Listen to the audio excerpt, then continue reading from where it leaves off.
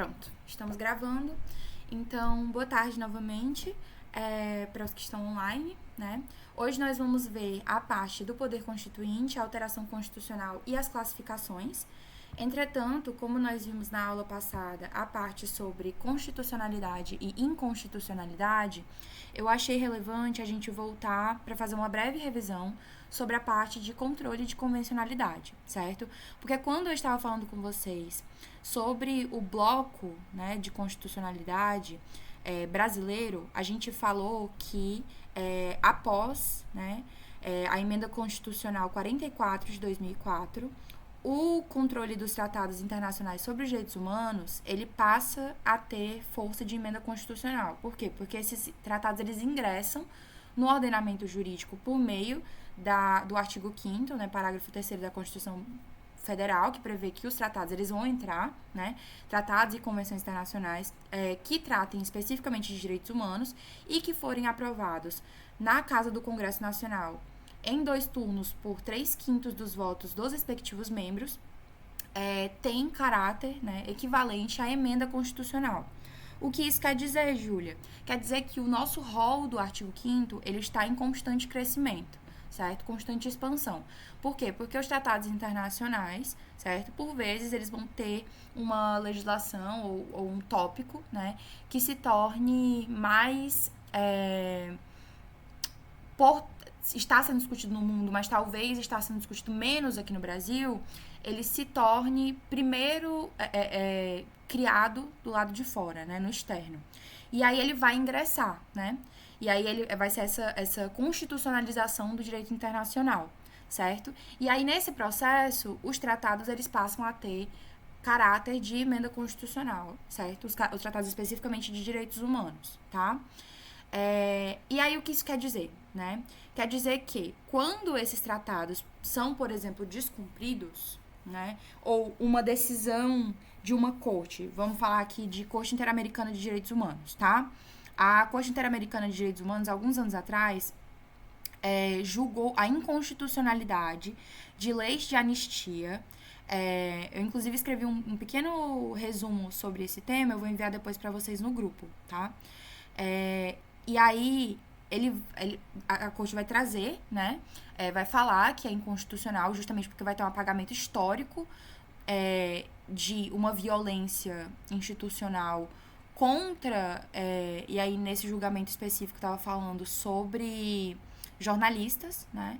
Então é uma agressão não só ao indivíduo, mas uma agressão à própria liberdade de expressão, certo? E a lei de anistia, ela impediria qualquer tipo de punibilidade em cima disso, tá? O que acontece, né? A Corte Interamericana de Direitos Humanos teve essa decisão.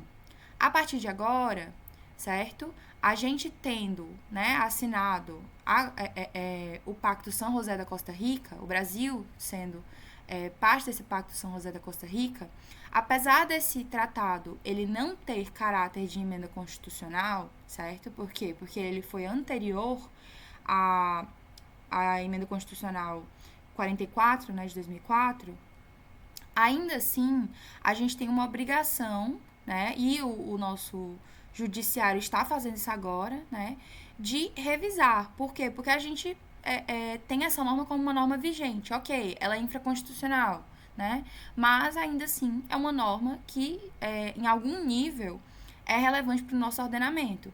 E aí o que está acontecendo agora é um comparativo com a lei de anistia. Aí a pergunta que fica né? Júlia, e se o Pacto São José da Costa Rica tivesse sido assinado posterior, né, a essa emenda constitucional que deu aos tratados de direitos humanos esse caráter? O que aconteceria? Aí ele teria caráter de parte da Constituição, né? Então a gente poderia utilizar ele como parte do controle de constitucionalidade. Não seria nenhum controle de convencionalidade, tá? O controle de convencionalidade, como eu falei para vocês, então, ele vai ser esse controle baseado em tratados que nós temos como vigentes no nosso ordenamento jurídico, certo? Tratados de direitos internacionais que nós ratificamos no nosso ordenamento jurídico, eles podem ser utilizados como base para questionar uma decisão, para questionar uma legislação interna, com base no controle de convencionalidade. E, caso fosse posterior, né, a gente tivesse, por exemplo, que é o caráter da Convenção de Nova York, né, sobre direitos da pessoa com deficiência, ela foi posterior a essa emenda constitucional 44. O que acontece com essa Convenção de Nova York, Júlia? Ela se torna com o mesmo peso constitucional. Então, se houvesse uma lei que, por exemplo, fosse diretamente agressiva contra pessoas com deficiência, a gente teria, então, a possibilidade do STF acionado, né, ter uma decisão erga omnes aí, percebendo a inconstitucionalidade dessa lei, tá bom? Por quê? Porque iria diretamente contra uma parte da Constituição. Essa parte da Constituição não foi diretamente formada como uma emenda constitucional, né? Não teve ali uma PEC, mas ela entrou no ordenamento jurídico por meio de um rito específico de tratados internacionais, tá bom? Então, compreendido isso, tá? A gente vai entrar agora na parte da matéria específica de hoje. E que até acaba conversando um pouco, né? Porque o poder constituinte decorrente, ele vai ter esse trabalho de receber, né, essas normas de tratados internacionais no nosso ordenamento, bem como vai ter também algumas discussões sobre constitucionalidade internas, tá? No nosso legislativo, antes, inclusive, né, como eu estava explicando para vocês sobre a questão do controle de constitucionalidade prévio, esse trabalho de controle de constitucionalidade prévio que é feito pelo legislativo, que, como eu tinha falado para vocês, acontece, às vezes, tanto pelas discussões no próprio legislativo, né, entre os deputados, entre os senadores, mas também ali na CCJ, tá? Que eu e o Luiz estamos organizando para os alunos da disciplina, né? Estamos organizando, estamos pensando aí para a prévia da AV2 de vocês, que vai ser sobre um parecer de emenda constitucional, sobre a constitucionalidade de uma emenda constitucional, para a gente fazer uma oficinazinha explicando para vocês a funcionalidade, né, da CCJ, tá? Então, tem uma conexão, tá? Tá tudo bem interconectado. Então, o que é o poder constituinte, tá? O poder constituinte, para a gente entender o caráter dele, a gente primeiro precisa entender a diferença entre titularidade e exercício, tá? O que é titularidade? A titularidade do poder constituinte é em si do povo, certo? Na própria Constituição Federal, no seu artigo 1º, a gente tem a afirmação de que todo poder, ele diretamente emana do povo, tá?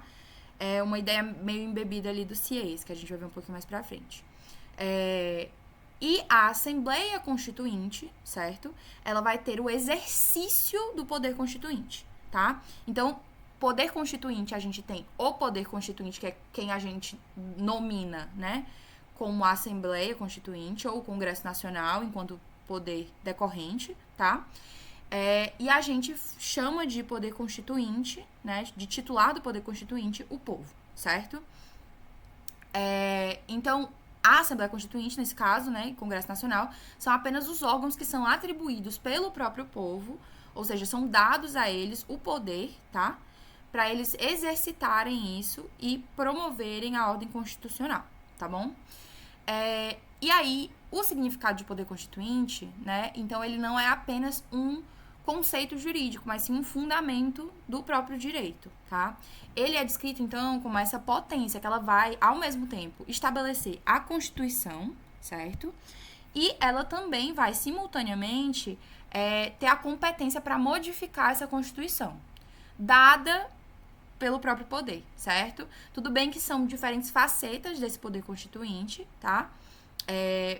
A gente tá falando aqui de finalidades diferentes, né? A gente vai ter um poder originário, a gente vai ter um poder de reforma, a gente vai ter, né, a própria mutação que vai ocorrer a posteriori, não é do poder constituinte, mas tudo isso, né, decorre dessa competência, tá? Dessa potência que é estabelecida pela própria Constituição, certo?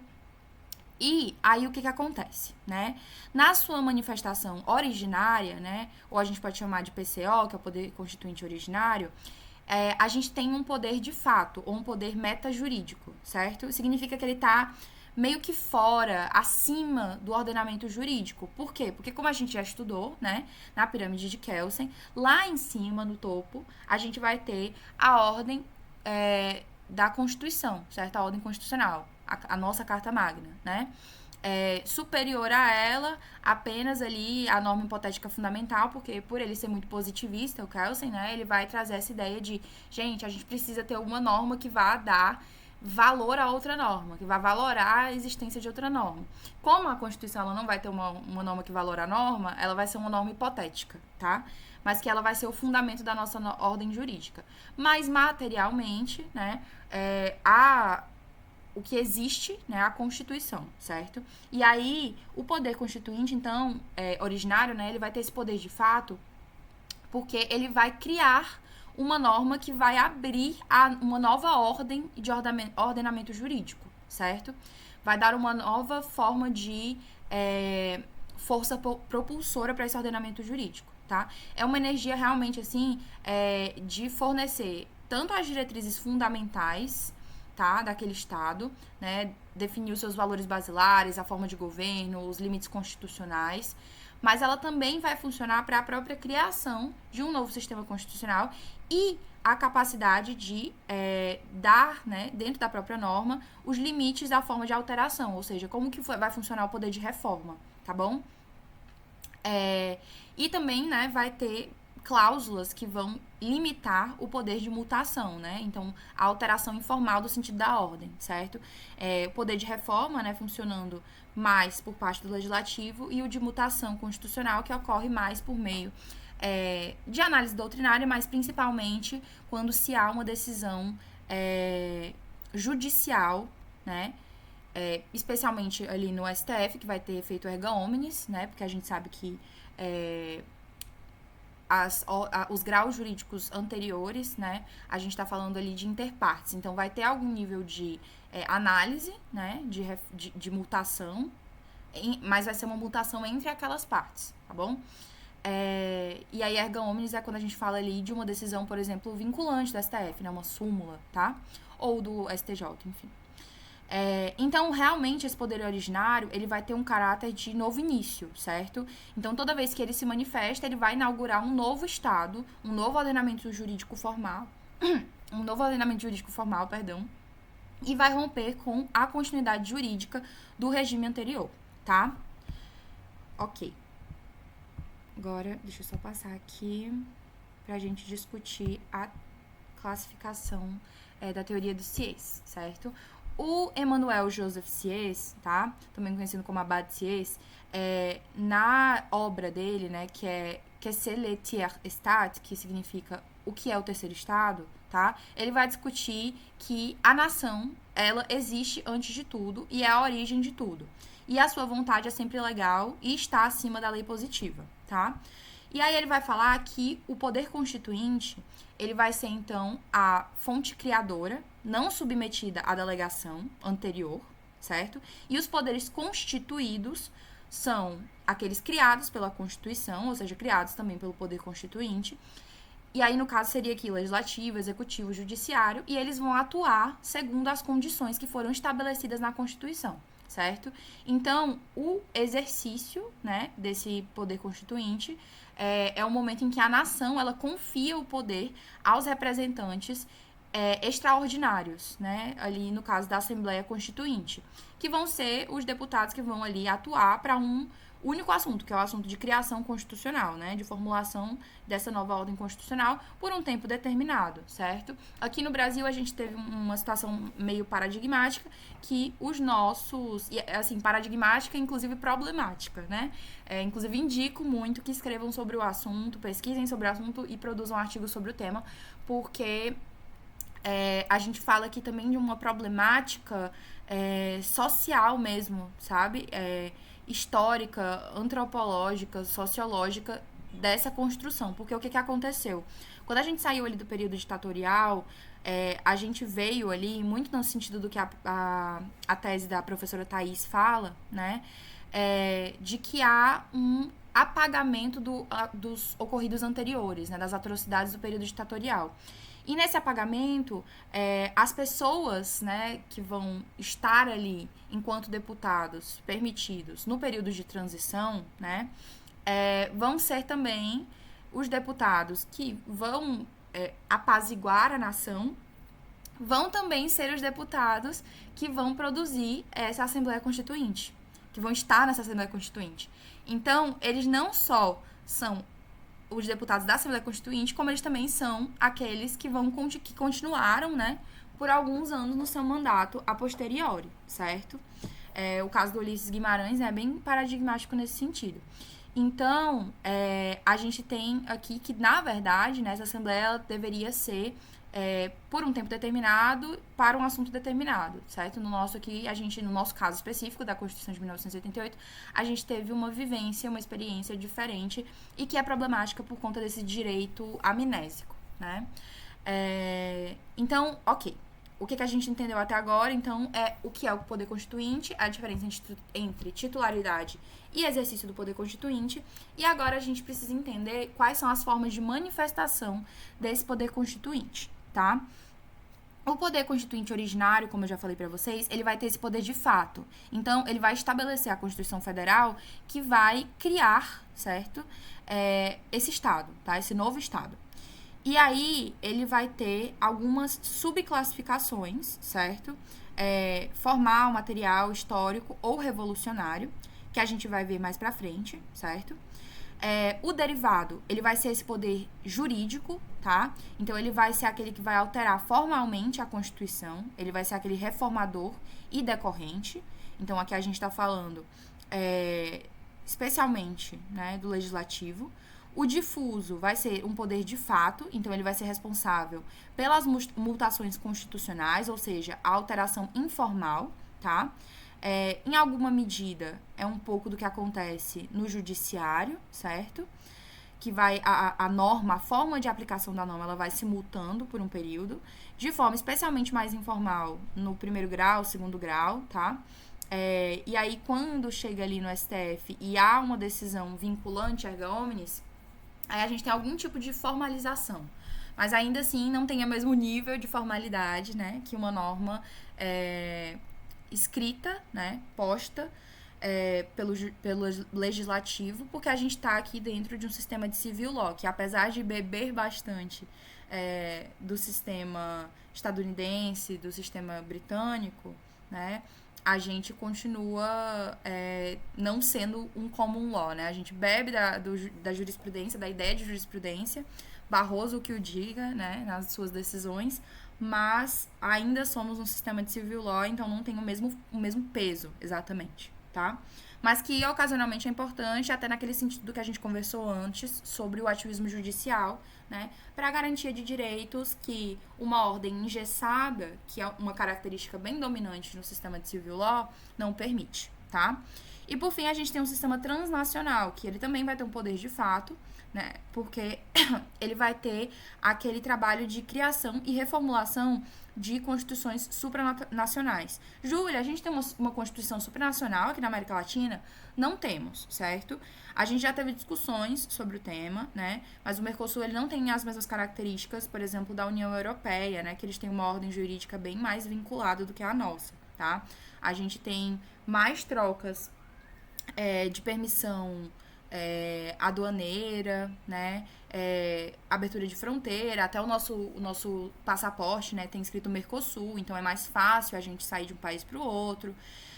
Enfim, né, tem uma tranquilidade maior nesse sentido, mas a gente não tem o mesmo nível de formalidade jurídica, então a gente não tem uma constituição nesse sentido. Mas a gente pode falar de constituições supranacionais ou de tratados regionais que tenham esse caráter transnacional que acaba influenciando a ordem jurídica constituinte nacional, tá? Então, quando a gente estava falando ali, por exemplo, do Pacto São José da Costa Rica, né, e esse controle de convencionalidade, a gente pode falar um pouco dessa influência, né, que essas normas anteriores à própria Constituição Federal tiveram na nossa percepção e construção da Constituição, tá? E que também, né, vão influenciar as decisões do poder de fato difuso ali do judiciário, certo? Então, a gente entendeu aqui, mais ou menos, né, o que é cada um desses, certo? E aí agora a gente vai ver as especificidades deles, né, pra gente entender com profundidade.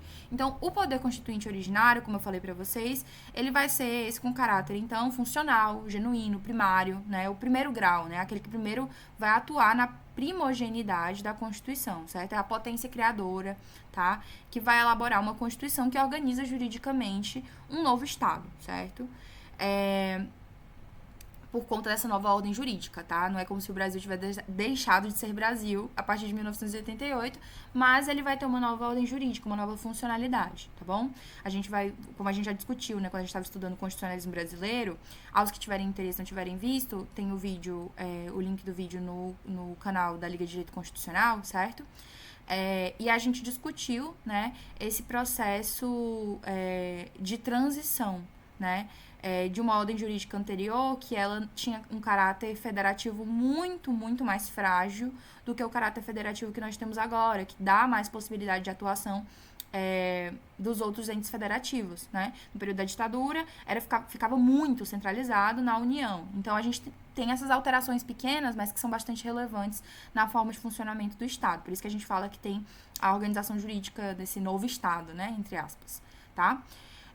Então, esse poder constituinte originário, né, ele vai ter essa instantaneidade, incondicionalidade e uma soberania, tá? E ele vai ter uma especialidade.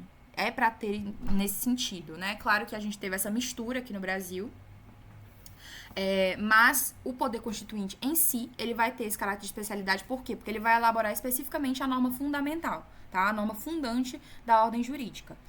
Ao mesmo tempo, né, que ele vai ter essa latência e instantaneidade, porque ele está pronto para ser acionado, mas se cessa instantaneamente após a elaboração e entrada em vigor da Constituição, certo? Ele tem uma incondicionalidade, porque ele não tem condicionantes ao seu exercício, ou seja, ele não tem uma limitação jurídica específica, tá? Júlia, mas a gente não tem limitação jurídica específica nenhuma. O Poder Constituinte, ele pode vir e criar uma norma que permita, dentro da sua ordem constitucional, por exemplo, o crime de genocídio, que é ilegal no cenário internacional. Veja bem, não é que ele pode, tá? Mas, em algum sentido, é possível de acontecer. Por quê? Porque a gente ainda tem um nível de soberania, tá? Dentro da nação. Será que não vai ter nenhum tipo de intervenção internacional? Não digo isso, tá? Se for de interesse dos países hegemônicos no cenário internacional, de certo, tá? A construção de uma ordem constitucional que fira com os direitos humanos, com os tratados internacionais, de certo vai ter uma intervenção, certo? Mas se for o caso de um país que está aliado, né, com as potências hegemônicas, dificilmente vai ter alguma consequência. Por isso que a gente fala que há uma incondicionalidade, porque na prática não deveria, né? A gente tem ali uma Carta de Direitos Humanos da ONU, né, que deve ser seguida a pressuposto universal. Ela é seguida? A gente sabe que não, né? Ela não é seguida nem nos países que se dizem democráticos, quiçá nos países que abertamente se falarem antidemocráticos, né?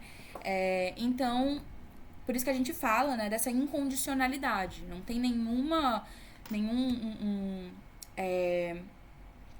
corte específica que vá impedir, né? Talvez hajam julgamentos, por exemplo, colocarem a permissibilidade de crime de genocídio contra povos indígenas de uma nova ordem constitucional. Cometido o crime, né, pode ser levado ao TPI, e aí o TPI vai julgar os responsáveis, né?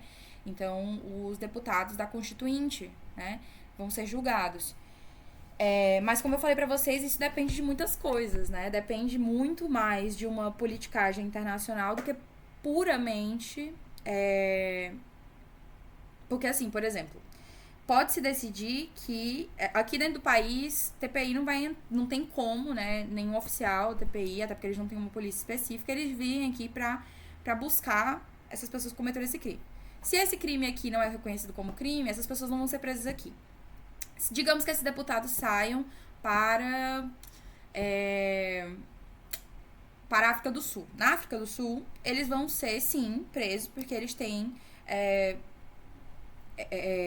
o Estatuto do TPI, né, o Estatuto de Roma, posto, tá? Então, eles prenderiam essas pessoas. Mas se essas pessoas fossem para os Estados Unidos, nada aconteceria, tá? Se as pessoas fossem para a Rússia, nada aconteceria. Então, assim, depende de uma série de fatores, tá? Por isso que a gente fala que tem essa incondicionalidade, tá bom? Tem essa soberania, né? A autossuficiência não se vincula a prescrições positivo-jurídicas, sejam elas nacionais anteriores ou internacionais, certo? E esse caráter, como eu falei pra vocês, de inicialidade, tá? Então, como eu disse pra vocês, as limitantes, né, desse poder constituinte, elas são muito mais sociológicas, filosóficas e políticas do que, de fato, substanciais, né? Do que, de fato, feitas e postas, certo? A gente tem que sempre olhar, né? Como que funciona a ideia, a parte material da norma, o que é prometido, né, nos nossos tratados, na nossa política, no nosso direito internacional, e o que de fato ocorre, né? Então, não tem nenhuma vinculação, a gente não tem sanções específicas. Então, seria um pouquinho mais complexo, tá? E aí, né, então são esses limites extrajurídicos, tá bom? Então, como eu tinha falado pra vocês, titular, o povo, agente, que exerce, né, que tá no exercício, são essa Assembleia Constituinte, aqueles presentes na Assembleia Constituinte, tá bom? Que aí, a Assembleia Constituinte, no caso, são para aquelas constituições que foram produzidas em debate democrático, né? Aquelas que foram por imposição unilateral, aí a gente fala que é por outorga, não necessariamente vai ser uma Assembleia Constituinte, pode ser simplesmente um ditador que decidiu que agora aquela vai ser a ordem constitucional dele, certo? Aqui no Brasil, a gente viu isso um pouco ali com os AIs, né, os atos institucionais do período ditatorial, que foram alterando a própria Constituição como uma espécie de poder constituinte por outorga, tá? Que não, aparentemente não era, né? A gente ainda tem as discussões, será que era outorgado, será que não, né? Mas que essas decisões, elas eram, pelo menos dos atos institucionais, bastante unilaterais, né? Não tinha um debate democrático, tá? E aí a gente passa para o segundo poder, né? O poder derivado, certo? Que chama, a sigla, né, ficaria PCD, tá? Vocês precisam entender uma divisão, certo? Dentro dele. A gente tem tanto poder dentro do derivado, o reformador, quanto o poder decorrente. O poder reformador, ele vai ser aquele que vai alterar a Carta Federal. Então, a gente está falando ali dos nossos deputados, dos nossos senadores, tá? Quando a gente está falando de um poder decorrente, a gente está falando daquele poder que cria e reformula as cartas estaduais, certo? Então, como vocês devem ter já conversado, né, com a professora Dani em sala, eu acho que, inclusive, ela estava falando disso quando eu cheguei na sexta-feira, porque eu cheguei um pouquinho depois da aula ter começado, mas eu vi o desenho no quadro e eu acho que era esse o tema. Que é a gente entender, então, que a gente tem um poder que ele decorre, né? Esse poder que decorre, ele vai ter duas dimensões, tá? A dimensão ali... e aí, claro, a gente tem um caso ali sui generis do Distrito Federal, né? O caso sui generis... Vamos falar primeiro do caso sui generis do Distrito Federal, porque ele é um pouquinho mais complexo. No Distrito Federal, a gente não tem uma carta estadual, tá? A gente tem uma lei ordinária do Distrito Federal, tá? Que é a LODF, tá? A LODF, ela vai ter esse caráter de parecido com uma carta estadual, certo? Porque o Distrito Federal, né, tem esse caráter sui generis específico aqui dentro do Brasil, tá bom? Quando a gente fala aqui de carta estadual, né, a gente tem, então, que é uma constituição estadual, tá bom? E aí, no município, a gente tem uma discussão, né, que a gente vai ver um pouquinho mais à frente, se há uma ordem constitucional municipal, né, isso existe, mas há divergências doutrinárias diversas em relação a isso, né, mas como é chamado, né, essa lei do município? É a lei orgânica do município, tá? Essa lei orgânica do município de Fortaleza, por exemplo, certo? Ela vai ter um caráter similar, mas ela vai ser um pouco diferente, e a gente vai discutir isso daqui a pouco, acho que é o próximo slide depois desse, certo? Então, a gente tem esses dois, dentro do poder derivado, a gente tem reformador e decorrente. Reformador é aquele que muda a Constituição, e o decorrente é aquele que decorre da Constituição, ou seja, estados e municípios, certo? tiramos isso daí, tá? Especialmente as estaduais, porque a gente tem como dizer que realmente tem ali um poder decorrente, tá? O dos municípios é mais um debate, tá bom? Mas que decorre da Constituição, certo? Então, o poder derivado, ele vai ser aquele que altera formalmente a Constituição, ou seja, ele vai mudar, né, como um subordinado da própria ordem constitucional, ele tem o poder jurídico, a competência para, dentro, né, dos desígnios e critérios rigorosos da própria Constituição, ele poder alterar o texto, certo? Então, o derivado reformador, certo? Ele vai alterar a Constituição Federal por meio das emendas e das revisões, por meio do Congresso Federal, ou seja, o próprio Congresso Nacional, que ele vai fazer esse trabalho, tá? E quando a gente fala de um poder constituinte derivado decorrente, a gente está falando aqui, em especial, né, dessas cartas estaduais, que elas vão ter esse papel, né, de atuar como um Estado-membro, certo? Institucionalizador, inicial instituidor, certo? Que ele vai dar uma formulação, certo? Que vai definir esse Estado federativo que já está posto na Constituição. Ele bebe da própria Constituição, certo? E ele vai decorrer dela diretamente. Claro que ele vai organizar juridicamente aquilo que é competência dele, dentro do que é permitido como competência na Constituição Federal, mas ele não pode, por exemplo, quebrar, né, com aquilo que foi posto pelo poder constituinte originário na própria Constituição Federal, ou quando a gente fala também, né, das emendas que foram postas ali na Constituição, tá? Então, o poder reformador, ele vai ser limitado por quem, né? Eu vou até passar aqui, porque eu queria falar com vocês sobre os limites já aqui, ó, eu acho importante, tá? Pronto, vamos lá. Limites dentro desses lados, daqui a pouco a gente volta pro anterior, tá? Quando a gente fala de limites do poder reformador, a gente tá falando aqui das cláusulas pétreas, certo? Então, tem coisas que nem o poder reformador, ele pode alterar. Por quê? Porque o próprio poder constituinte, ele falou, ei, isso aqui não muda, certo? Isso aqui, por exemplo, direito à vida, tá? Poderia, né? Claro que a gente tem as exceções específicas, né, dentro da Constituição, mas foi posto o direito à vida ali, constitucional, ou a proibição à pena de morte, ou proibição à tortura, certo?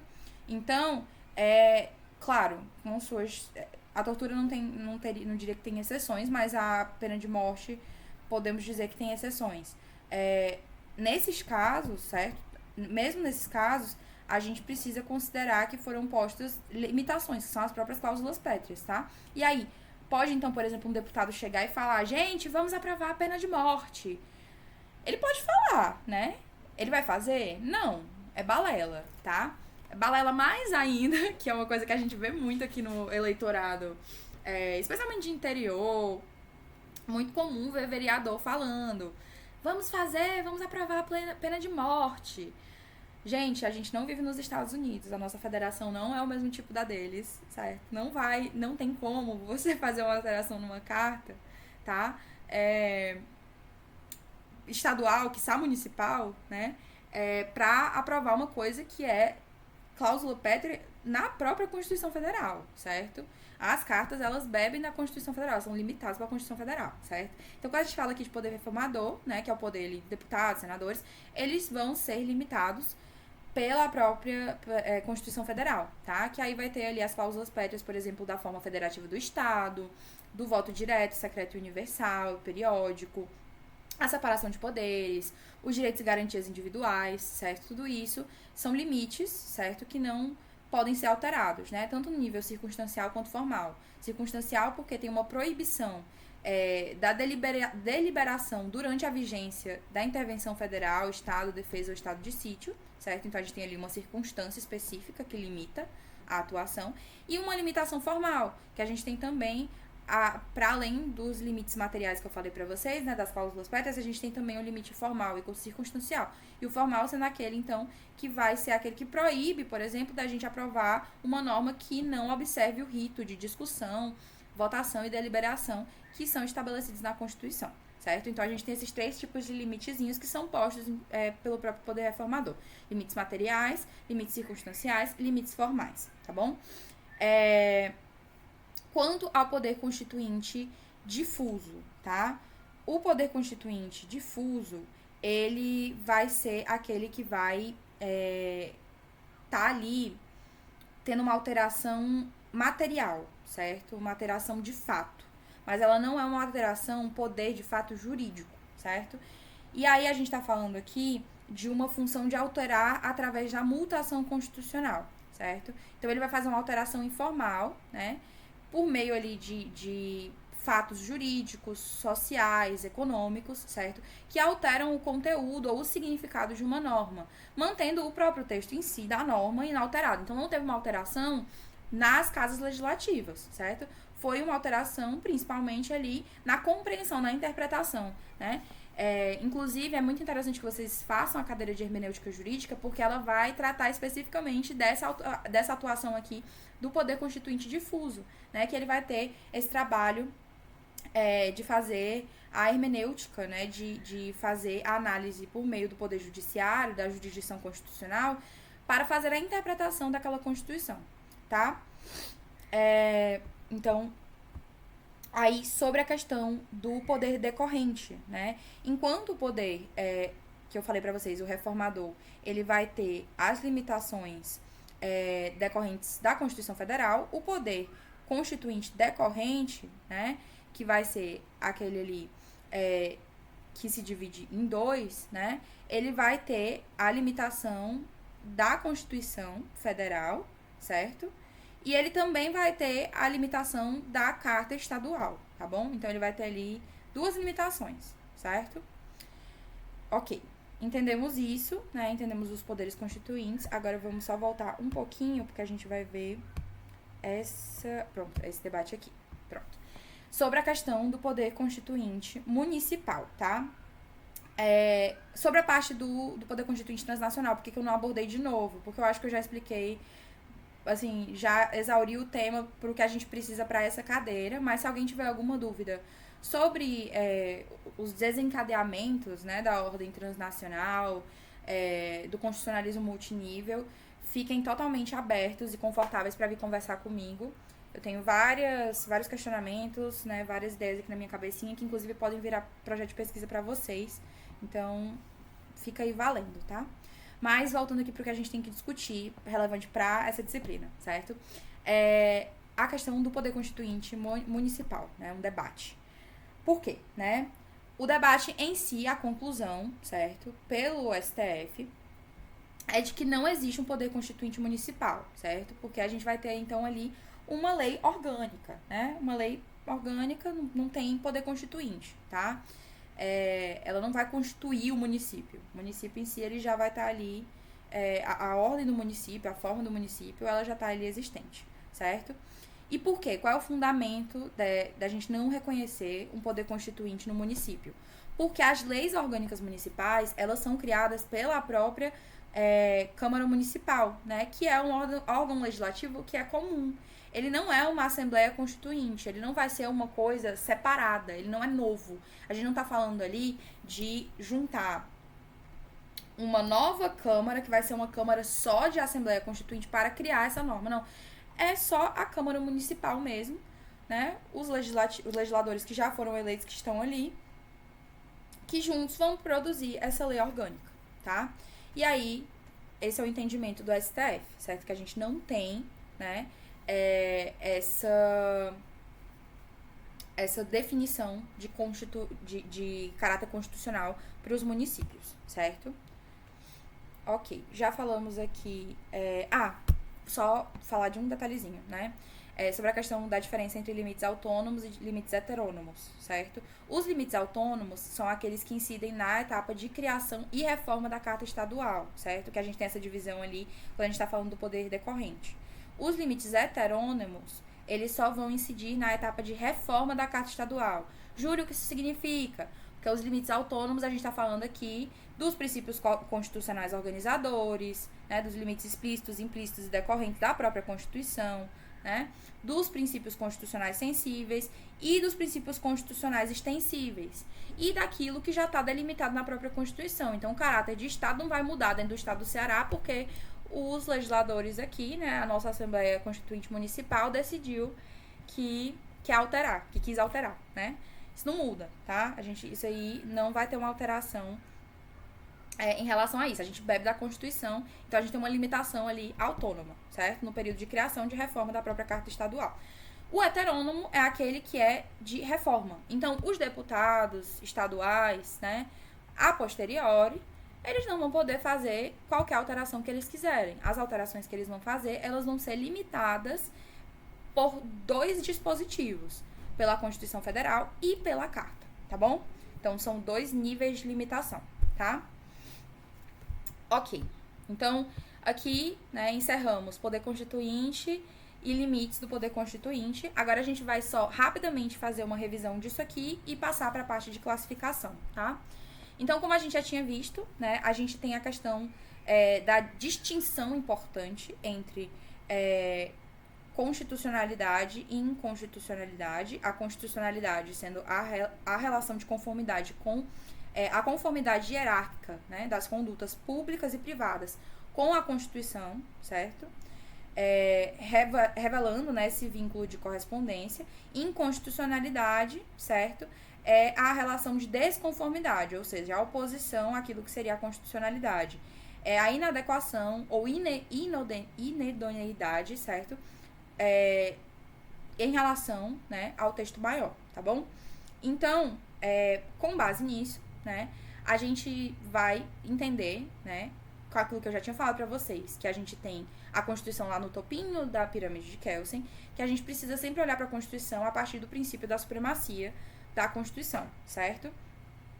E que aquilo que o Supremo Tribunal chama de nulidade ab initio, né, é a ideia da teoria que um ato inconstitucional, ele é nulo desde o seu nascedouro, certo? Então, ele jamais produziu efeitos válidos, tá? É uma ideia de uma nulidade mesmo que é congênita, é uma sanção que ela é imposta para preservar a própria unidade da ordem jurídica. Então, na prática, né, não deveria ser considerado válido, né, nenhum ato que fosse inconstitucional. Mas o que acontece na prática? Né? O que acontece mesmo no status quo? Não tem como a gente impedir uma norma de funcionar se ela ainda está vigente, se ela ainda não foi declarada inconstitucional. Então, na prática, né, a nulidade em si, ela vai exigir uma declaração judicial, certo? Por meio de um controle concentrado ou de um controle difuso, para que tenha realmente ali uma eficácia erga omnes, ou seja, relação para todas as pessoas, certo? Por quê? Porque na prática, por exemplo, se passa uma norma inconstitucional que proíbe, vamos falar aqui de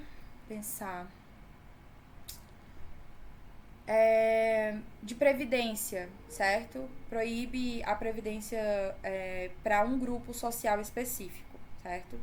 Seria inconstitucional, tá? Seria uma norma inconstitucional. Mas, na prática, né, as pessoas que estiverem indo, os idosos, né, as pessoas com deficiência que estivessem indo lá no INSS tentar resolver a questão da previdência, na prática elas seriam impedidas de exercer o seu direito à previdência por um breve período até que o STF fosse acionado, né, para declarar a inconstitucionalidade dessa lei, ou até que houvesse uma vedação do presidente da República, tá?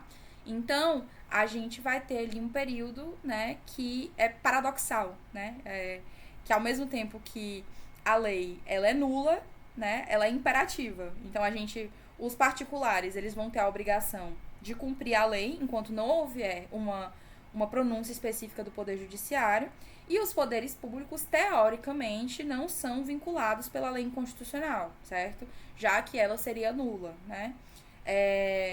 Então, o Executivo, por exemplo, ele poderia se recusar a cumprir, né?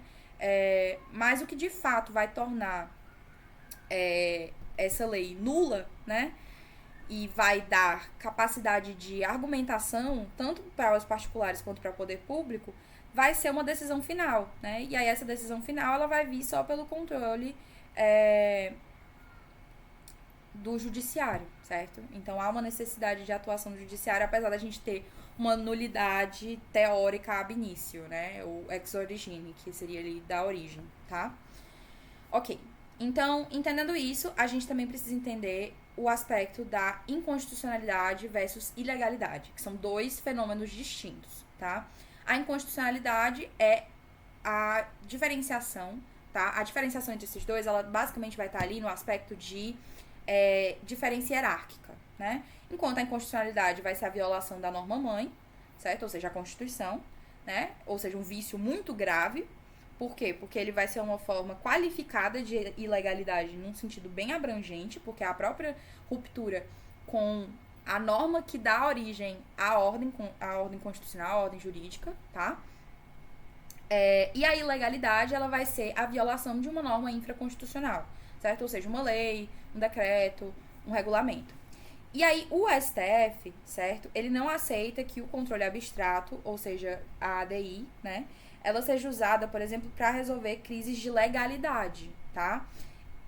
A ADI, ela vai ser especificamente utilizada para a questão de constitucionalidade, tá? Então, se um ato administrativo, ele contraria uma lei ordinária, ele age ultra legem, citra legem, contra legem, tá? Ou seja, menos que a lei, mais que a lei, contra a lei, a gente vai ter, então, uma crise de legalidade. E aí a gente vai resolver isso por outros meios judiciais. Pode ser por meio do mandado de segurança. Inclusive, eu tô lendo um livro bem interessante, vou até indicar pra vocês. Que eu ganhei de uma amiga minha, que é esse aqui, que foi produzido pela UFC, que é Estudos Processuais sobre o Mandado de Segurança, do Napoleão Nunes Maia Filho, certo? E depois eu vou repassar pra vocês, tá? Que é um pouquinho mais avançada essa parte de mandado de segurança, vocês vão ver mais na parte de processual constitucional, mas que vale a leitura, né? E aí, então, essa crise de legalidade, né, uma norma que é ilegal, tá? Ela vai, então, ser resolvida por mandado de segurança, tá? Ou por outra medida, tá bom? Mas não por meio de ADI, tá? A gente não vai fazer um controle abstrato, porque o controle abstrato ele vai ser ali específico para uma crise de inconstitucionalidade, tá bom? Então, basicamente, essa diferenciação, tá? Relevante, importante falar sobre. E aí, agora, vamos ver a questão dos vícios, tá? Como eu falei pra vocês, a gente tem umas modalidades diferentes, né, de inconstitucionalidade. E aí isso aqui é especialmente relevante para vocês, para os alunos específicos da professora Dani, para os alunos que estão fazendo EDF, né, porque a gente está falando aqui do que vai ser usado para vocês fazerem o parecer sobre a emenda constitucional. Então, para vocês dizerem o que é constitucional ou o que não é constitucional, vocês precisam saber identificar vícios, ou seja, quais os tipos de erro. Os erros são na gênese, os erros são no conteúdo, tá? É um vício formal, ou seja, procedimental, ou é um vício material, ou seja, substancial, certo? É uma modalidade por omissão, né? É uma modalidade indireta ou reflexa, é um vício superveniente, certo? Tem uma diversidade de tipos de vícios que podem ocorrer. E aí vamos aqui estudar eles, tá? Mas a ideia é que a gente revise eles com maior profundidade quando a gente for fazer a oficina com vocês. Seja ela em formato de GED ou seja ela da forma que a gente está planejando, tá bom? Então, o que é que vocês precisam saber? A nível de vício, tá? A gente pode ter o erro na gênese e no conteúdo, certo? E aí, a inconstitucionalidade das leis, ela pode ser subclassificada em 2 grupozinhos diferentes. Esses grupos são o vício formal, que seria procedimento, e o vício material, que seria o substancial. Quais são as subclassificações desses vícios, né? O vício formal, ele vai estar falando de todos os vícios que tratem especificamente de como a lei foi feita, ou seja, qual o processo da formulação daquela norma, certo? Então, a gente está falando aqui de um formal subjetivo, de um formal objetivo ou de um formal orgânico. Qual a diferença? Formal subjetivo, ou seja, a iniciativa, vai estar falando aqui de um vício da usurpação de competência de propor a lei, tá? Então, proposição. Aqui a gente tá falando de sujeito que propõe. Subjetivo. Iniciativa, certo? Subjetivo por quê? Porque a gente tá falando de um sujeito. Quem que tem a competência para propor, tá? Segundo, é o vício formal. É aquele vício que ele é objetivo, ou seja, ele vai estar falando ali do trâmite. Ele não tá falando de um indivíduo que tem competência. Ele tá falando ali da forma de discussão, de produção, de votação, certo? Então, esse vício, ele tá falando ali de a produção daquela lei, o trâmite daquela lei, tá? Então, por isso que ele é objetivo. A gente tá falando da objetividade de formulação da norma, tá? E orgânico, que é aquele que tá falando de competência, que é a edição de um ato por um órgão incompetente para a matéria. Então, um exemplo desse, que ele é um pouquinho mais complicado, seria, por exemplo, a sanção, né, do chefe executivo, porque ele não tem o poder de sanar o vício de iniciativa, certo? É um vício um pouquinho menos provável de cair na prova de vocês, na minha opinião, certo? Mas o que vocês precisam saber não é nem a distinção específica do tipo de vício. Vocês precisam saber, pelo menos, no mínimo, tá? Se é um vício procedimental ou um vício substancial e apontar, né, na Constituição ou nas súmulas do STF, tá? O que torna aquilo um vício, tá bom? Então, prestem bastante atenção em quem que tem a competência, quem que pode propor lei, quem que pode discutir lei e quem é que vai fazer o trâmite da lei e como que funciona o trâmite dessa lei. E aí a gente passa, saindo do procedimento, a gente passa agora para o vício material, que a gente está falando agora de conteúdo, o que está na lei, certo? O que a lei diz. E aí aqui a limitação ela está em dois aspectos, ou a violação de princípios, certo? Ou a violação finalística ou teleológica, certo? Que seria aquela de fim, né? Qual a finalidade daquela norma, tá? Então, a Constituição, ela vai ter os seus princípios específicos. E a violação desses princípios seria um vício de fundo. Por quê? Porque a gente está ofendendo os princípios expressos, como, por exemplo, isonomia, como dignidade da pessoa humana, ou aqueles que são implícitos, que é, por exemplo, razoabilidade, segurança jurídica, certo? Então, o parâmetro, certo, aqui, ele vai ser o próprio bloco de constitucionalidade, tá? Que aí vai fazer a análise, né? Como eu tinha conversado com vocês, o bloco de constitucionalidade, ele não vai ser só tudo que está na Constituição, né? Tem aspectos da Constituição, por exemplo, o preâmbulo, que não vão ser utilizados como parâmetro, tá? Então, prestem bastante atenção, estudem blocos de constitucionalidade e prestem bastante atenção nos princípios da Constituição, certo? E os aspectos de competência, que é a parte mais relacionada ao vício formal, tá? E o segundo tipo de vício material é o vício de inconstitucionalidade, relacionado à finalidade da norma, certo? Que ele vai estar relacionado ao excesso do ato de legislar, ou seja, o desvio do poder, certo? O legislador, então, nesse caso aqui, ele tá, embora seguindo a forma, seguindo o trâmite específico, seguindo a competência, certo? Ele tá seguindo uma finalidade que é contrária ao próprio bem constitucionalmente tutelado.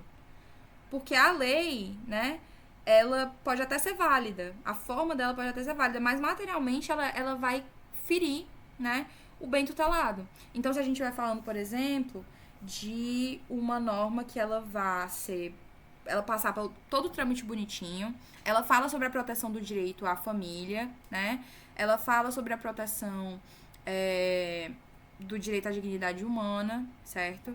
Ela fala sobre a proteção da criança, certo? Mas ela vai lá e, quando ela vai falar de família, ela restringe o sentido de família a casais heterossexuais, por exemplo, certo? Ela tá limitando a proteção, por exemplo, a casais... só os casais heterossexuais podem ter, por exemplo, adotar crianças, certo? Se for feita uma norma assim, além de ela ferir com o princípio implícito, né? O princípio explícito, na verdade, da isonomia, né? E da dignidade humana, ela também vai estar ferindo com uma própria agressão ao bem protegido pela Constituição, que é o bem da família, o direito familiar, né? Por que, Júlia? Porque a gente está colocando as crianças que não conseguirem ser adotadas por casais heterossexuais para ficarem condenadas a ficar num abrigo, né? O resto da sua vida, ou pelo menos até fazerem 18 anos de idade, certo? Então, a gente está ferindo a própria proteção da criança, a própria proteção da família, né? Enquanto entidade constituída, tá? Então, a gente tá falando aqui de finalidade, né? A gente tá falando aqui o que a norma, o que a Constituição ela pretende proteger, né? Quem são os protegidos da Constituição, certo? Os cidadãos brasileiros, certo? Então, se uma norma, ela finalisticamente está ferindo isso, né? Claro que há de ser feito um balanceamento, né? Algumas normas, elas vão, de alguma forma, aparentemente ferir, mas elas vão estar protegendo também um bem. Então, é sempre feito esse sopesamento. Mas há esse tipo de finalidade teleológica, tá? Ok. Então, a gente já falou aqui das modalidades específicas, e aí a gente tem também as modalidades especiais, né? Que são 3, tá? A por omissão significa basicamente a inércia do poder legislativo. Então, a gente está falando aqui de normas constitucionais de eficácia limitada, né? Por exemplo, o artigo da Constituição, que ele promete direito, né, nos termos da lei, se ele não tem uma norma posterior que delimite, né, os termos da lei, a gente tem aqui uma norma que ela ficou inerte, né? Ela ficou parada ali, ela não funciona, ela ficou omissa porque o legislativo não quis produzir nada sobre aquilo. E aí há um vício, né? No caso dessas normas de eficácia limitada, tá? Então, normas que dependem de outras normas infraconstitucionais para funcionarem. Detalhe, não há vício por omissão se a norma já for de eficácia plena ou contida, certo? Então, esse vício por omissão, né, ele é especificamente para as normas de eficácia limitada, tá? No caso do segundo tipo de vício especial, a gente tem o vício indireto ou reflexo, que é aquele que vem da violação da Constituição por meio de lei interposta, certo? Então, na verdade, mesmo, é um conflito de legalidade, tá? Porque ele não é um parâmetro de controle imediato. A lei não é um parâmetro de controle imediato, né? Porque o que a gente está falando de proteção, aqui nesse caso de vício, seria a Constituição. Então, o STF, né, ele não vai admitir, como eu já tinha falado para vocês, a ADI para o controle, tá? Mas a gente vai ter algum nível de discussão constitucional, né? Por conta, talvez, de um bem protegido, certo? Mas a gente está falando aqui de uma lei que é interposta, né? A gente não está falando aqui de uma emenda constitucional. Então, o que vai acontecer vai ser, há uma discussão, indireta ou reflexa, mas ela não vai ser feita por uma ADI, por exemplo, tá? Ela vai ser feita, por exemplo, por um mandado de segurança, certo? Porque é uma questão mais relacionada a um vício de uma lei infraconstitucional do que a Constituição em si, certo? Apesar da Constituição estar sendo descumprida por uma lei. E o terceiro tipo de vício excepcional é o vício superveniente, que é aquele de não recepção. Então, esse aqui vai acontecer basicamente quando uma lei, certo? Que era válida na Constituição anterior à nossa, tá? Ela se torna incompatível com a nova Constituição, tá? E aí, nesse caso, a gente não tem inconstitucionalidade, porque naquele período a lei ela era válida, né? Na Constituição anterior ela tinha seu sentido.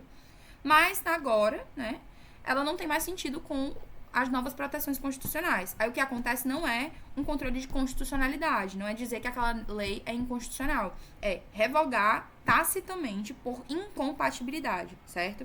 E aí esse fenômeno ele é chamado de não recepção, tá? Não recepção da norma, tá bom? Então pronto, vimos aqui todos, certo? Isso aqui eu vi com vocês já no GED passado, certo? Mas basicamente, em breve revisão, a inconstitucionalidade parcial, ela vai atingir aquela parte destacável do texto, tá? Então, uma palavra, uma expressão, um parágrafo, tá? Mantendo o resto da lei válida, certo? E a ideia é mais fazer um saneamento dessa norma, tá? Ser algo que não vai tornar toda a norma nula, certo? Vai ser só um pedacinho dela que pode ser declarado inconstitucional, tá bom? E agora vamos para a parte final, né? Para o amor de todos que estão cansadíssimos. Vai dar 1 hora de GED. Vai dar um pouquinho mais que isso, gente, porque a parte de classificação é um pouquinho longa, mas eu vou tentar ser o mais rápida possível, tá bom? Se vocês ficarem com dúvida, por favor, perguntem. Então, vamos lá. Classificação da Constituição, tá? A gente tem aqui quanto à forma, tá? Quanto à forma, a gente pode ter alguns tipos de Constituição. As Constituições escritas ou instrumentais, ou codificadas, que são aquelas normas que vêm prescritas, né, de norma sistemática, codificadas, são documentos mesmo solenes, tá? Que são estabelecidos por um órgão constituinte, que ele vai esquematizar, uma ideia assim bem civil law mesmo, de esquematizar o funcionamento dos poderes constituintes, o modo de exercício e os limites da sua atuação, tá bom? Então, a gente tem como exemplos, né, as constituições brasileiras de 1824, de 1891, de 34, de 37, 46, e inclusive a nossa atual Constituição, tá? Aí a gente também tem as constituições não escritas ou não codificadas, que são ao contrário das constituições codificadas, né? Elas são aquelas normas que não estão grafadas em um sistema único. Importante ressaltar, quando a gente fala de uma constituição não escrita ou não codificada, a gente não está falando que não tem nenhum documento. Há um documento. Esse documento ele só não é colocado num código só, né? Codificado sumarizado em um documento só, certo? Que é o caso, por exemplo, das constituições da Inglaterra, né? E da Constituição belga, tá? E aí essa Constituição aqui, ela tá falando ela não é grafada em um único sistema, ela não é sistematizada, certo? Mas, né, ela vai estar ali ainda existindo em uma espécie de norma, certo? Só que ela não é formal, ela não é solene, certo? E ela vai existir fortemente ao lado dos usos, dos costumes, das leis comuns, das praxes, das convenções, da reiteração, ou seja, reiteração de julgados na jurisprudência, e a própria história daquela nação. Então, isso aqui é muito comum, realmente, na norma da Constituição inglesa, né? Que foi ali imposta aos gauleses ali, aos escoceses, aos irlandeses, porque ela tem esse exemplo, assim, bem clássicozão de textos não escritos, ou seja, unwritten constitutions, que são esses textos que, apesar de parcialmente escritos, né, eles não são rigorosamente postos em um documento só, tá? Então, a gente tem ali tanto a existência, né, de uma parte escrita, que é composta por atos, tratados de união, leis expressas do parlamento, como a gente também tem cartas, acordos solenes, pactos, tipo a Bill of Rights, né, e uma parte não escrita, né, que é formada pelos case laws, que são a jurisprudência, e pelas convenções constitucionais, certo?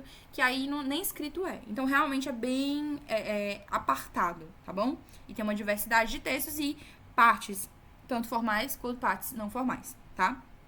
Ok. Quanto à elaboração ou origem, certo? A gente tem as constituições dogmáticas ou sistemáticas, certo? Que são aquelas que resultam de um processo constituinte específico e definido e que ocorrem em um determinado momento da história constitucional de uma sociedade, tá? A Constituição dogmática, ela é geralmente reflexo de ideologias dos princípios dominantes de uma época que foi criada, certo? Da época em que ela foi criada, ela tem um dogmatismo relacionado aos princípios da sociedade daquele período, tá? E ela busca, então, também oferecer uma estrutura muito clara e ordenada para o funcionamento do Estado, certo? O momento constituinte de criação, né, ela está relacionada a ocorrer em um momento bem específico, em que vai ter uma Assembleia Nacional Constituinte que vai ser reunida para criar ou revisar uma Constituição, certo? E aí esse processo ele tem que ser bem formal e bem solene para ser uma Constituição dogmática, tá? Envolvendo ali debates, negociações entre representantes da sociedade, tá bom? E aí o resultado vai ser um documento, né, escrito, solene, tá? Um exemplo de uma Constituição dogmática é a nossa Constituição de 1988, tá bom? Outro tipo de Constituição são as constituições a nível de origem, né? A gente tem as constituições históricas. As constituições históricas são aquelas que se desenvolvem de forma lenta, contínua, gradual, ao longo de um longo período de tempo, certo? Então, não é um momento ali de Assembleia Constituinte, é um período extenso, tá? Em que a Constituição, ela vai resultar de uma sedimentação, acumulaçãozinha mesmo, de normas constitucionais e práticas ao longo da história, tá? Então, quando a gente fala ali das constituições do Reino Unido, né, dos vários documentos que formam o arcabouço constitucional do Reino Unido, a gente está falando de uma constituição histórica, né? A gente teve um longo período de adaptação, de mudança dos costumes constitucionais no parlamento, de mudança das normas postas, né, de estabelecimento dessas normas postas, tá? Então, ela é bastante influenciada ali por um longo período de mudanças e transformações sociais, porque é algo que acontece com a história, tá bom? Quanto ao conteúdo, a gente tem o tipo de constituição material, certo? Que é uma das classificações do conteúdo. A constituição material, ela vai estar aquelas constituições que são um conjunto de normas que tratam de matérias constitucionais, certo? Então, o foco dessa Constituição é material, é a substância das normas constitucionais, certo? Então, o que significa? Que o conteúdo e as questões que realmente importam, né, nessa Constituição são aqueles que estão relacionados à organização do Estado e à proteção de direitos fundamentais, certo? É bem materialmente constitucional. Lembra que vocês estudaram lá no comecinho com a professora a ideia de matéria constitucional? O que tem na norma constitucional? O que forma uma Constituição, né? E que ela pergunta isso, acho que perguntou isso quase toda a aula, assim, por umas 10 aulas seguidas. O que forma, né? A gente vai ter tanto os limites, né, limitadores do Estado para a proteção do cidadão, quanto a gente vai ter os direitos e garantias fundamentais, quanto a gente vai ter a forma de organização do Estado, essencialmente, tá? Então, quando a gente fala de uma Constituição material, né, é porque ela tem a matéria constitucional, certo? Um exemplo disso, né, é a Constituição da Nova Zelândia, que ela não está reunida em um único documento formal, mas as suas normas, elas têm matéria constitucional. Então, apesar de estar disperso, né, em vários documentinhos, a gente consegue ver que são normas constitucionais porque elas têm essa matéria de organização do Estado, matéria de direitos humanos, matéria de garantias e direitos fundamentais, matéria de limitação do poder, né, sancionador do Estado, tá bom? Um outro exemplo disso, né, foi a nossa Carta do Império de 1824, que no artigo 178, ela considerava constitucional apenas o que dissesse respeito aos limites e atribuições dos direitos políticos, certo? Então, se não fosse, né, falando disso, não era nem matéria constitucional, tá? E a Constituição de tipo formal, tá bom? De conteúdo formal, né? Que são aqueles documentos escritos, solenes, oriundos de uma manifestação explicitamente constituinte originária. Então, ali vai passar ou por uma outorga ou por uma Assembleia Constituinte, certo? E aí, aqui, né, nesse caso, o Estado ele é organizado formalmente a partir de um poder constituinte originário. Então, a existência da Constituição formal, escrita, né, ela só seria, nesse caso aqui, então, alterável por procedimentos estabelecidos quando da sua feitura, tá bom? E aí é o caso, por exemplo, da nossa Constituição de 1988, tá? As cartas que elas são formais, elas vão ter essa característica de ser bem procedimental, elas vão seguir um rito específico que deixa claro que é constitucional, tá? Constitucionalmente formal, tá bom? Quanto à extensão, a gente tem as constituições sintéticas, que são aquelas mais tópicas, mais breves, mais curtas, né? Que é o caso da Constituição dos Estados Unidos, que vocês já viram, eu já botei pra vocês no nosso drive da turma. Ela mal chega a ter 2 páginas, é uma coisa, assim, genuinamente impressionante pra quem é brasileiro, né? A gente tá acostumado com a nossa Constituição gigantesca, que é quase um livro, tá? A deles é muito curta mesmo. E aí é uma Constituição sintética, tá bom? Porque ela sintetiza o conteúdo. A Constituição analítica, ela é aquela Constituição que ela vai ter uma extensão e detalhamento bem grande, certo? Então, a gente vai ter aqui textos constitucionais que são bem longos, bem volumosos, bem detalhistas, que vão explicitar matérias que não são estritamente constitucionais, tá?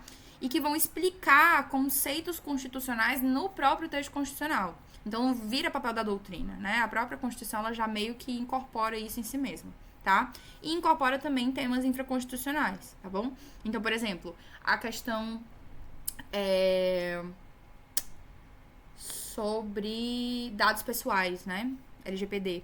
A gente teve a adição no artigo 5º, recentemente, de um parágrafo, né? Não, acho que foi um inciso. Enfim, acho que foi um inciso. Que foi adicionado falando sobre isso, né? É um tema que não necessariamente fala de direitos humanos, não necessariamente é um limitador, né, específico para o Estado. É mais um limitador, inclusive, para os privados do que para o Estado, certo? É matéria de tema infraconstitucional, mas está posto na Constituição, tá? E aí, então, portanto, né, um exemplo de uma Constituição analítica é a nossa Constituição de 1988. Outros exemplos de tipos de Constituição desse tipo, né? A Constituição da Índia, ali da década de 50, certo? Que ela era bastante extensa, muito detalhada, cheia de tópicos. Tinha detalhamento, né, da estrutura federal, dos direitos fundamentais, de aspectos da administração pública e política, mas bem detalhados, bem extensos, tá? A Constituição da Iugoslávia, de 1974, certo? Que ela tinha 406 artigos, certo? E aí ela tinha, como dirigentes, né, uma inspiração marxista. Então, ela era muito analítica, né? Ela definia muito bem um plano de direção e evolução do Estado revolucionário, né? Então, era bem minucioso mesmo, tá? É até um tema interessante para vocês, para quem gosta de direito internacional também, né? E constitucional, estudar sobre a formação da Constituição Iugoslava de 74, porque ela é bem paradigmática, né? Especialmente nesse sentido da inspiração marxista dela. De ser uma Constituição dirigente e de ser uma Constituição analítica, né? Enfim. Quanto à questão da modificabilidade, tá? As constituições, elas podem ser rígidas, certo? Que são aquelas que elas são suscetíveis à mudança por intermédio de um processo mais solene, mais complicado, tá? Que é específico, rigoroso e não é igual àquele das leis comuns, ok? É um órgão competente que pode fazer essa reforma, certo? Não é um legislativo ordinário que vai fazer a alteração desse tipo de norma, tá? Então, essas aqui são as normas fixas, tá? As constituições rígidas, fixas, tá? Um exemplo, né, desse tipo de Constituição, a gente tem tanto a Constituição de 1891 aqui do Brasil, quanto a Constituição de 34, a Constituição de 37, a de 46 e a Constituição de 1967, certo? Ali depois da ditadura militar, que eram constituições rígidas, tá? Mas, assim, é importante ressaltar, tá? Que quando a gente fala de Constituição rígida, a gente não tá falando que toda Constituição que é escrita é rígida, tá? São duas coisas totalmente diferentes. Porque, por exemplo, né? A Carta da República de Transvaal, de 1853, e as cartas francesas, tanto de 1814 quanto de 1830, elas eram bem flexíveis, né? Bastante flexíveis. Mas elas eram rígidas, tá bom? Então, elas eram flexíveis, por quê? Porque elas eram constituições de costume, certo? Então, elas não eram constituições escritas, eram constituições não escritas, mas elas eram bastante rígidas, né? A alteração delas tinha um processo específico, tá bom? Então, é importante vocês saberem diferenciar a questão de modificabilidade com o aspecto de elaboração, tá? De elaboração não, gente, desculpa. Como que chama, meu Deus? Enfim, de organização dessa Constituição, tá? A forma de ela ser... Pronto, a forma. Era essa palavra que eu tava tentando achar na minha cabeça. A forma da Constituição, né? A Constituição, ela ser escrita ou não ser escrita, certo? Modificabilidade e forma são coisas diferentes, tá? São características diferentes. Sobre as constituições flexíveis, a gente tem aquelas que são contrárias mesmo, diretamente contrárias às rígidas, tá? Por quê? Porque elas podem ser modificadas, elas podem ser expandidas, elas podem ser contraídas, certo? Sem um processo formal específico, tá? Então, ela é realmente, assim, bem mais tranquila de ser alterada, tá? Exemplos disso são as constituições da Inglaterra, que elas são alteradas como norma ordinária, né? Como qualquer outra lei, tá? A Constituição da Finlândia, a Constituição da Nova Zelândia, a Constituição da África do Sul, certo? Todas elas são tem esse caráter bem mais flexível, bem mais fluido. A alteração delas é bem mais fácil. É quase como se fosse uma norma infraconstitucional, tá? A nível de alteração. As constituições transitoriamente flexíveis são aquelas que elas são suscetíveis à reforma só com base no mesmo rito das leis comuns, certo? Mas por um determinado período, tá? Passado esse período, aí a gente agora tem que passar por um processo mais rígido, certo? Então elas são transitoriamente flexíveis porque elas são flexíveis por um tempinho. Depois elas se tornam rígidas, tá? Exemplos, né? Constituição de Baden, de 1947, certo?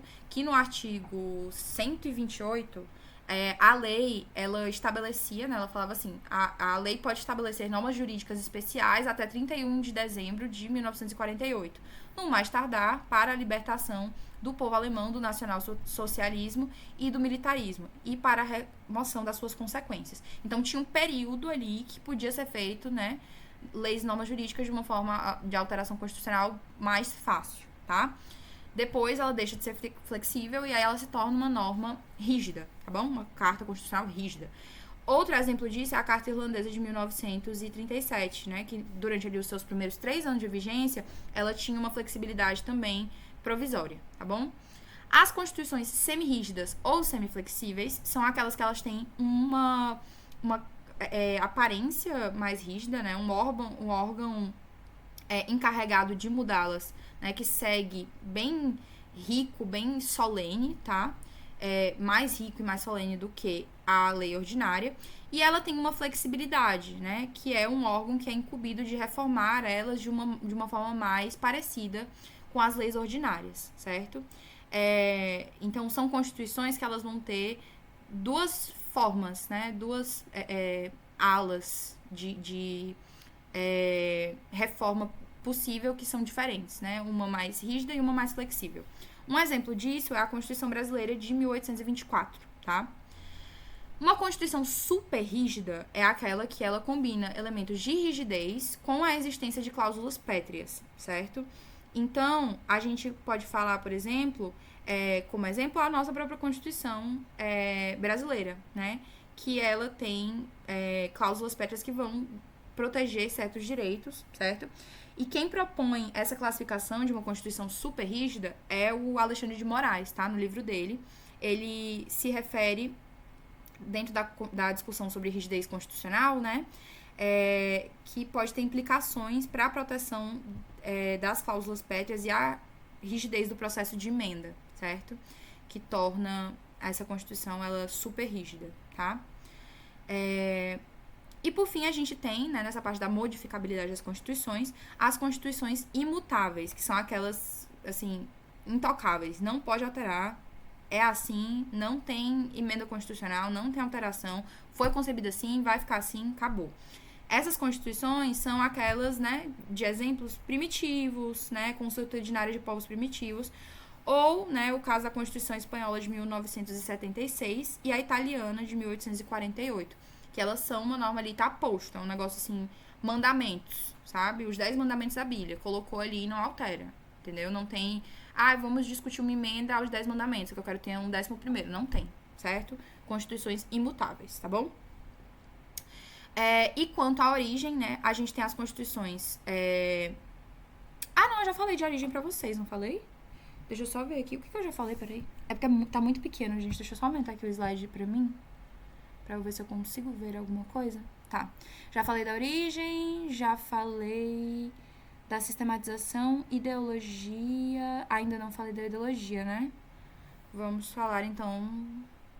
não falei da sistematização, tá bom, vamos falar aqui. Certo, vamos lá.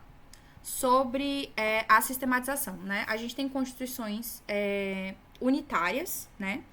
Ou seja, unitextuais, que são aquelas que elas têm uma sistematização de matérias em um único documento, tá? Um documento só. Então, todas as constituições brasileiras, tá? São assim. Todas que a gente já teve, né, pelo menos, são assim, tá bom? E aí as constituições variadas ou pluritextuais são aquelas que elas, ao contrário das constituições unitárias, né, elas têm vários textos separados, né? Então, como eu falei pra vocês, as normas constitucionais da Inglaterra, a Carta da Bélgica de 1830, a Carta da França de 1975, certo? Elas são separadinhas, tá bom? Quanto à ideologia, a gente tem as constituições ortodoxas, que são aquelas elaboradas com base num único pensamento ideológico. Então, as constituições soviéticas de 1923, de 36 e de 77. E as constituições ecléticas, que são aquelas que têm uma mistura, assim, um mix de várias ideologias, né? A nossa Constituição Cidadã, ela é a carinha disso, né? Apesar dela ser bem liberal, né? Mas ela acaba tendo participação social diversa, então ela tem um combate a uma manutenção ideológica una, tá? E tem aqui um sentido conciliatório, tá bom? Então, a Constituição Portuguesa de 1976, ela tinha essa característica, tá bom? Então, acho que eu vi tudo com vocês, né? Vi com vocês o processo de mudança, vi forma, vi conteúdo, extensão, ideologia, sistematização, essência e origem. E aí, só pra gente fechar, a Constituição brasileira atual, o que ela é? Democrática, tá? Nominal, unitária, certo? Então, ela foi democrática, quando a gente fala democrática, a gente tá falando que ela foi promulgada, tá? Ela não foi outorgada, ela foi promulgada por um processo democrático. Nominal, certo? Unitária, eclética, analítica, formal, escrita e rígida, tá bom? Constituiçãozinha que vocês conhecem. Então, no mais, gente, que tínhamos pra ver foi hoje. Muito conteúdo, acho que 2 semanas de conteúdo aí. Mas acho que vimos tudo com qualidade, tá bom? Agradeço a presença de todos. Vou mandar a presença dos alunos de EDF aqui no chat. E os demais estão liberados para sair. Se tiverem qualquer dúvida, eu estou disponível para tirá-las. Só pegar aqui o link e enviar no chat. Um bom final de semana para todo mundo. E eu vou ficar aqui uns 5 minutinhos, tá? Esperando, se vocês tiverem dúvida.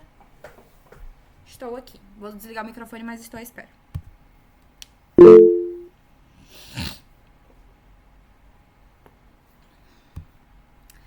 Obrigada, Breno.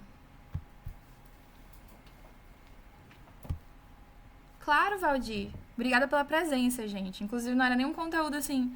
Eu mandei pra vocês virem, mas não é nem a parte do conteúdo que eu acho tão relevante pro direito internacional. Apesar de que eu acho que eu introjetei ali algumas coisinhas de exemplo de Constituição, pra quem gosta.